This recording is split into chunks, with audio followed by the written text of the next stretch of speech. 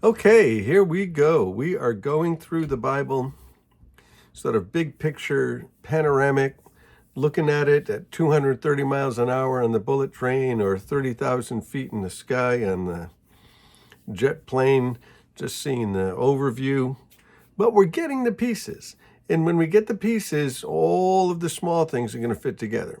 So we get to the end. After you've done this, we're going to go through some of the themes and see these themes that run all through the scripture. But let's get the background first. Don't want to be redundant, but we want to get it because the basics of education and learning are the 3 R's: repetition, repetition, repetition, or repeat, repeat, repeat, repeat. Oh, that would be 4. So where we started was the book of Genesis, which is the book of beginnings, and we did the first 5 books. Maybe you're getting tired of hearing this. If you're getting tired of hearing it, it's good, because what it means is we're getting it. So there's first 5 books called the Torah, the law of Moses, the law. So Genesis, Exodus, that's the story when the family of Abraham that you find in Genesis, chapter 12, all the way to the end, him, his sons, and his grandsons. They end up in Egypt. They end up there for 400 years. They come out in the book of Exodus.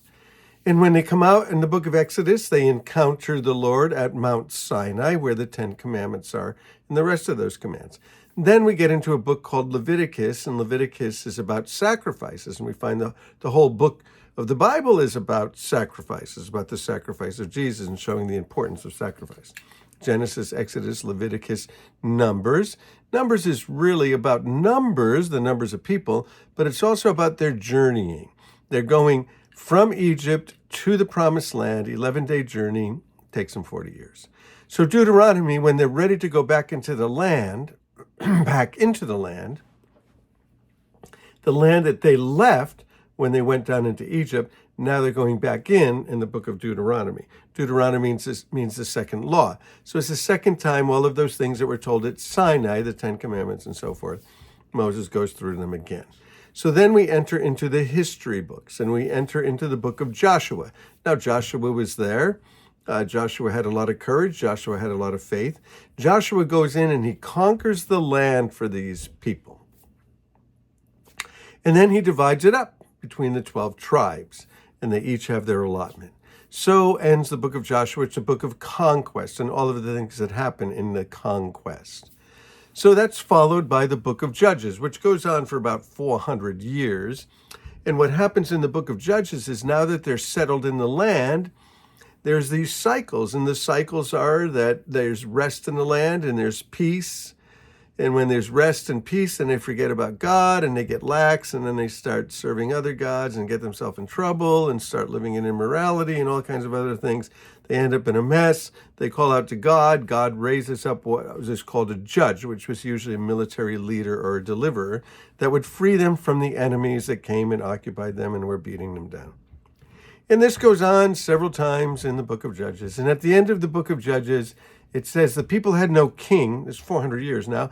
The people had no king, so everyone did what was right in his own eyes. Okay, so that ends the book of Judges. Then we get to this book of 1 Samuel. Well, actually, there was another book in between, a book called Ruth, and Ruth fits into the time of the Judges. And Ruth is about this faithful girl who's faithful to her mother-in-law, and the Lord uses her, and she becomes in the family tree of Jesus. Amazing little story, 4 chapters. Amazing story right there in the middle of the time of the Judges. Then that brings us to this book of 1 Samuel and 2 Samuel. And 1 and 2 Samuel are, we said they were divided into 1 and 2, probably just because of length. And so somebody divided it up to make it easier to read. And what 1 and 2 Samuel are about is about Israel getting kings. And it starts out with this lady, Hannah, who's crying out to the Lord, and she can't have a child, and she has a miracle, and the Lord gives her this baby. And she takes this baby, Samuel, and she brings him to the priest prophet Eli. And it's there that this guy becomes a prophet and a leader and a priest in Israel. And he's the one who is going to anoint Israel's second king. The first king is God. The second king is Saul, King Saul. Not to be confused with the Saul in the New Testament. And King Saul God said, you don't want a king. Here's what he's going to do to you. And sure enough, he does it all. He messes up bad. He dies a really tragic death with his son. And you get to chapter 16 there in the book of 1 Samuel, and King David is anointed by Samuel as well. So Samuel's a big player, big important player, in that he anoints the second king Saul, he anoints the third king David. And so then 2 Samuel is the story of David. And we looked at the story of David in the first 12 chapters, and then we sort of finished off with chapter 11, where David, when he was supposed to be bringing the troops out to war, what he did instead was slack off. Kind of the same thing as the book of Judges, right? That as soon as things are good, we slack off. Probably same with us. As soon as things are good, we slack off. And so we need to always be diligent. We need to always be discerning, not just discerning for others, but discerning for ourselves. So that brings us to chapter 13 of the book of 2 Samuel. The account of David, mostly, right? The account of David. So David is a good king, but then he has the incident with Bathsheba, and Nathan calls him out and tells him he's the man after this illustration that he uses. What we're going to find out about King David from chapter 13 all the way to the end of 2 Samuel is that David also had quite a few problems with his family. So we're going to go from chapter 13 to chapter 24 and find out the problems that David had in his family. One of the things about King David, although he was a worshiper of God, he was a good king. He brought peace to the people. He conquered the city of Jerusalem. He rules from there. There's peace there. He wasn't a good disciplinarian, and he had multiple wives. So because he had multiple wives, but he's the dad, one dad, multiple wives. Well, that always creates problems. Today it creates problems. We know how that is in some of our families where we have one dad and a couple of moms that have kids, and then you try to bring these kids together. We call it blended families, and they're delightful, but it's also can be a lot of work, or it can fall apart. And in David's case, it falls apart. So you have these palace kids that are running around, and they're relatively undisciplined. David never really disciplines them. David never really corrects them. And so they're running around. I like to say they're palace kids. I like to say they're Kardashians, right? They're just running around doing what they do. And what is it that they do for a living? They're David's kids. That's what they do for a living. What do they do with their lives? They're David's kids. They live in the palace, and they run around the palace doing palace things. So there's this one kid, his name is Amnon, and there's a sister, right? And Amnon, he goes after a sister. He rapes her, essentially. And boy, does it create trouble. Does it create trouble. And so her brother, Absalom, he's like furious. And so he goes after the kid Amnon to kill him. And so when he does that, then David's all freaked out.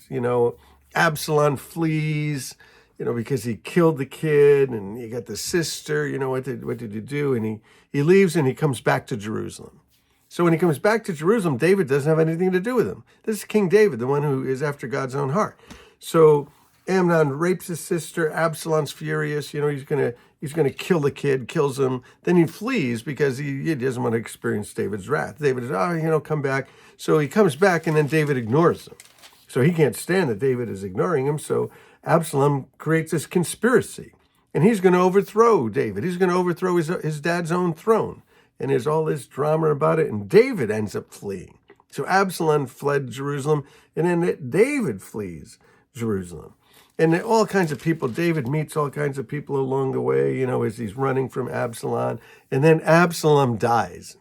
The pursuing Absalom dies. He dies when his beautiful hair gets caught in a tree, and there he is. And then David begins to mourn his death publicly, and all of his guys are like, what are you doing, man? We risked our lives, and there you are, crying for the kid. And so what a mess. And then David returns to Jerusalem, and when he returns to Jerusalem, he has more rebellions, all kinds of people rebelling against him. And then you get David's mighty man, and what a mess it is there in Jerusalem with David and his family. So we're going to pick up with 2 Samuel. We'll spend 2 more days in it and just sort of bring it all together, and then we'll be in the book of the Kings. But let's keep moving ahead with what's going on. It's going to be fascinating when we see the whole Bible pulled together. Hey, bless you guys. Love you. Talk to you soon.